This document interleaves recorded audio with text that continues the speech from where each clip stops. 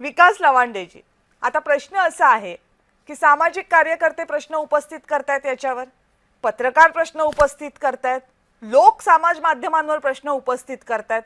विरोधी पक्षांचा नेमका काय प्रश्न आहे? मुळात विशेषतः तुमच्या पक्षाची नेमकी काय अडचण आहे की तुमच्या पक्षाचे वरिष्ठ नेते या सगळ्यावर प्रश्न उपस्थित करण्याऐवजी पार्थ पवारांना पाठीशी घालण्याचा का प्रयत्न करतायत?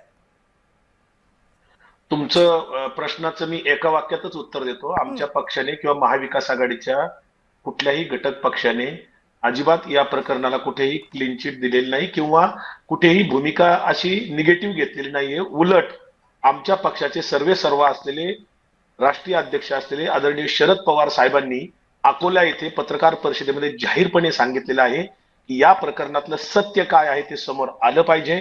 मुख्यमंत्र्यांनी याच्यातलं वास्तव समोर चौकशीतनं लवकरात लवकर आणावं या पद्धतीनं भूमिका जाहीर केलेली आहे. आणि जे कोणी दोषी असतील त्याच्यावर कारवाई व्हावी ही आमच्या पक्षाची आणि महाविकास आघाडीची भूमिका आहेच आहे. मला अजून वेगळं बोलायचंय. आता जे बोलले सगळे याच्याशी मी काही जणांशी सहमत आहे, काहींशी सहमत नाहीये.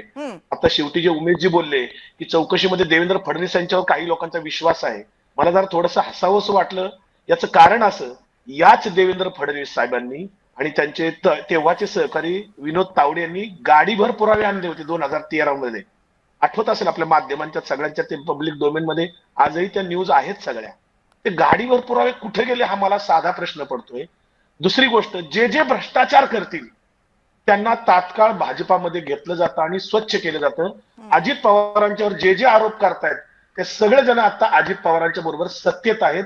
मला बाकीच्यांनी कोणी आरोप केला त्याचं काही वाटत नाही, पण माझ्या देशाच्या पंतप्रधानाने भोपाळच्या सभेमध्ये आरोप केला होता अजित पवारांच्यावर. स्पष्टपणाने तिथं काही मुद्दे मांडले होते आणि ती भोपाळच्या सभेतली भूमिका पंतप्रधानांनी मांडल्यानंतर तिसऱ्या चौथ्या दिवशी अजित पवार महायुतीमधले उपमुख्यमंत्री बनतात.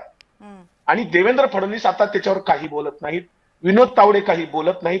किरीट सोमय्या आता सध्या कुठं लपलेत गेल्या वर्षभरात दिसत नाहीयेत.